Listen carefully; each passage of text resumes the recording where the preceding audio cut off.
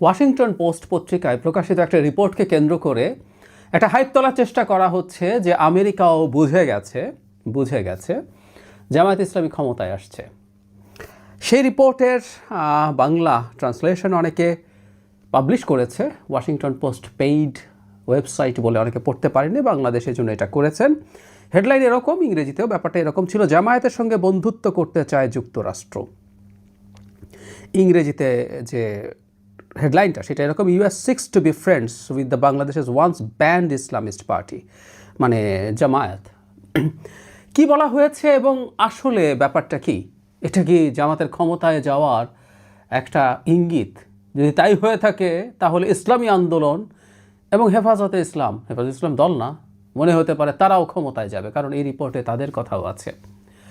মজার ব্যাপার হচ্ছে জামাতি অ্যাক্টিভিস্টরা দেশে এবং বিদেশে এটাকে দিয়ে এই ন্যারেটিভ তৈরি করার চেষ্টা করছেন যে আমেরিকা বুঝে গেছে, আমেরিকা তাই জামাতের পক্ষ নিচ্ছে। ইনফ্যাক্ট এর আগে আমরা জামাতের কিছু নেতা টেতাকেও দেখেছি এই ধরনের আলাপ করার জন্য করছেন তারা। যেখানে ব্যাপারটা এরকম, তাদের কথাটা এরকম যে মানে বাংলাদেশে ইনফ্যাক্ট একজন মার্কিন কূটনীতিক কিছু নারী সাংবাদিকের সাথে কথা বলছিল, তার একটা অডিও লিকড হয়েছে, সেটাকে ভিত্তি করেই আসলে এই রিপোর্টটা। আর রিপোর্টে কিছু অংশ একটু পড়া দরকার। উনি বলছেন যে বাংলাদেশ এখন ইসলামপন্থার দিকে ঝুঁকে গেছে, এছাড়া আগামী জাতীয় নির্বাচনে জামাত তাদের ইতিহাসে সর্বোচ্চ আসন পাবে। মজার ব্যাপার, আমি 2-1 জামাতি অ্যাক্টিভিস্টকে দেখেছি, এরপর যোগ করে দিচ্ছেন যে এমনকি তারা ক্ষমতায়ও চলে যেতে পারে। না, ইংলিশ ভার্সনেও ক্ষমতায় চলে যেতে পারে, এটার কথা নেই। তারপর বলছেন তিনি এমন অবস্থায় তারা জামায়াত ইসলামের সঙ্গে বন্ধুত্ব করতে চান যে দল বেশ কয়েকবার স্বৈরাচার শেখ হাসিনার আমলে নিষিদ্ধ হয়েছিল। কূটনীতিক নারী সাংবাদিকদের বলছেন, আমরা চাই তারা আমাদের বন্ধু হোক। এছাড়া ছাত্র শিবিরের নেতাদেরকে তারা ডাকবেন কিনা, শিবির ওখানে আসবেন কিনা, এগুলো তারা জানতে চাইছেন। এরপর তিনি বলছেন জামায়াত নির্বাচিত হতে পারলে বাংলাদেশের শরিয়া আইন চালু করবেন। আমি ঠিক জানি না জামায়াত গিয়ে কানে কানে বলে এসছে কিনা মার্কিন এম্বাসির লোকজনকে, কারণ এই রিপোর্টেই আছে ওয়াশিংটনে 4 বার বৈঠক হয়েছে জামাতের সাথে মার্কিন কূটনীতিকদের, এবং বাংলাদেশেও বেশ কয়েকবার হয়েছে। এটা মানে বাংলাদেশে যে মানে কূটনীতিকরা আছেন মার্কিন দূতাবাসের, তারাই স্বীকার করেছেন স্পষ্টভাবে। ওনাদের কানে কানে বলার অভ্যাস আছে। আমি অনেকবার এটা নিয়ে কথা বলেছি। বিবিসি বাংলার একটা রিপোর্টে দেখা গেছে ভারতের শ্রীরাধা দত্তকেও জনাব আবদুল্লাহ মোহাম্মদ তাহের বলেছেন তারা শরিয়া আইন কায়েম করছেন না। যাই হোক, তিনি বলছেন যদি শরিয়া আইন কায়েম করে তাহলে পরদিনই 100% শুল্ক আরোপ করবে পোশাক শিল্পে। তারপর তিনি বলছেন তারা শুধু জামায়াত না, হেফাজতে ইসলাম এবং ইসলামী আন্দোলন বাংলাদেশের সঙ্গেও হয়তো যোগাযোগ করবেন। তিনি বলেন আমরা চাই তারা আমাদের বন্ধু হোক, কারণ আমরা চাই আমাদের কাছে এমন সুযোগ থাকবে আমরা ফোন দিয়ে বলবো আমরা কিন্তু যা বলেছি সেভাবে ব্যবস্থা নেবে, এটা শরিয়া আইন প্রসঙ্গে। এবং তিনি বলছেন বাংলাদেশে এটা সম্ভব না, বাংলাদেশের অর্থনীতি পুরো পোশাক শিল্প ডিপেন্ডেন্ট এবং এর 20% রপ্তানি নির্ভর করে পোশাক শিল্পের ওপর। এমনকি খুব ইন্টারেস্টিংলি তিনি বলছেন যদি বাংলাদেশের নারীদের বলে 5 ঘন্টার বেশি কাজ করতে পারবেন না, তাদের বের করে দেয় এবং শরিয়া আইন চালু করে, যুক্তরাষ্ট্র পোশাকের আর কোনো অর্ডার নেওয়া হবে না, অর্ডার না নিলে কোনো অর্থনীতিও থাকবে না। তিনি বলছেন জামাত শরিয়া আইন করবে না, তারা বাংলাদেশে অনেকে ভার্সিটিতে পড়ে ইত্যাদি ইত্যাদি। বাংলাদেশে যে কূটনীতিক মানে এম্বাসি আছে তারা এটা স্বীকার করেছে, কিন্তু এগুলো পাবলিক হওয়ার কথা ছিল না। তার মানে ওখানে বসে কেউ এটা রেকর্ড করে পাবলিশ করে দিয়েছেন। জামাতও এটার ব্যাপারে তেমন কোনো মতামত দেয়নি। এর মধ্যে একটা কথা একটু আমার কাছে, আমি আসবো মূল ব্যাপার, এটা দেখে আমরা আসলে কী বুঝবো। তার আগে মাইকেল কুগেলম্যানের সাথে কথা বলা হয়েছে। এই ভদ্রলোক সাউথ এশিয়া নিয়ে কথাবার্তা বলেন। তিনি বলছেন ভারত এটা পছন্দ করবে না, কারণ ভারত জামাত ক্ষমতায় আসুক বা এম্পাওয়ার্ড হোক, এটা তাদের আপত্তি আছে, কারণ জামাতের সাথে পাকিস্তানের সংশ্লেষ আছে খুব ভালোভাবে, তাই দুই দিকে সে বিপদে পড়বে বা ঝামেলায় পড়বে, এটা সে নিতে চায় না। আমি আবার এই ব্যাপারটাকে এভাবে মনে করি না। কুগেলম্যানের অনেক ব্যাখ্যাই আমি এই অঞ্চলের বাস্তবতার নিরিখে হয় না বলে মনে করি। বিজেপি যদি ক্ষমতায় থাকে, জামাতের এম্পাওয়ার্ড হওয়া বিজেপির রাজনীতিকে অনেক শক্তিশালী করে।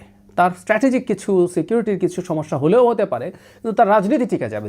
এক পাশে পাকিস্তান আর এক পাশে বাংলাদেশ, এবং যদি জামাত ক্ষমতায় চলে যায় বা অন্য ইসলামিস্ট দল নিয়ে তারা যদি খুবই শক্তিশালী হয়ে ওঠে, তারা তাদের যে ডোমেস্টিক ন্যারেটিভ, যেখানে উগ্র ইসলামপন্থা জঙ্গিবাদ মাথাচাড়া দিয়েছে, বিজেপির কাছে তো মুসলিম মানেই জঙ্গি, সো ওরা উগ্রবাদী বলে, তো সেটা যদি হয় তাহলে তার রাজনীতি অনেক ভালো হবে।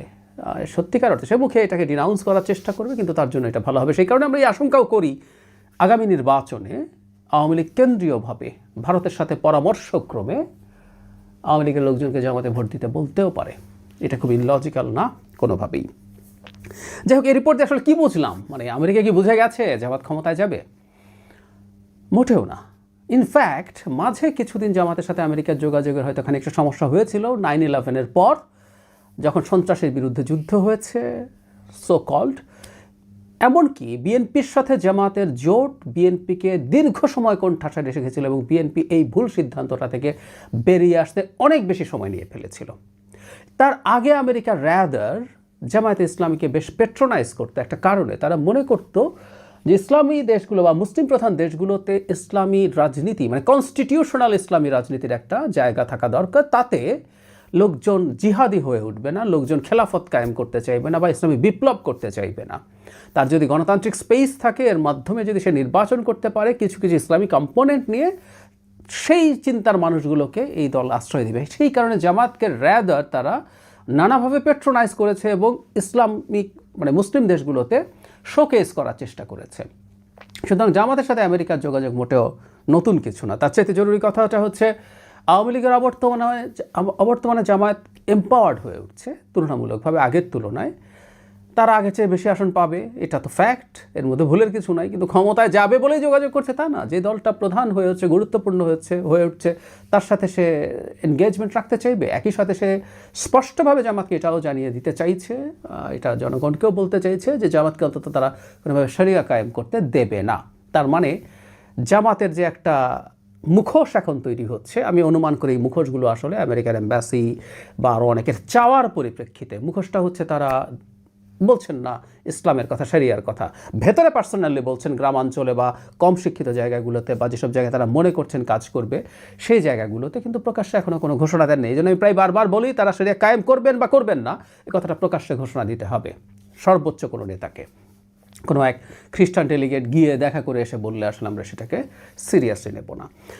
খেয়াল করি বাংলাদেশে বাস্তবতা যেটা, ইসলামী আন্দোলনে যেহেতু সেও কনস্টিটিউশনাল পলিটিক্স করে, সেও একটা ইসলামী দল,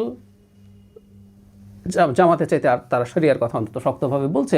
আমেরিকা তার সাথেও এনগেজমেন্ট চায়, তার সাথেও বন্ধুত্ব চায়। তার মানে কি আমেরিকা মনে করছে তারাও ক্ষমতায় চলে আসবে? এগুলো ফালতু কথা, বাজে কথা।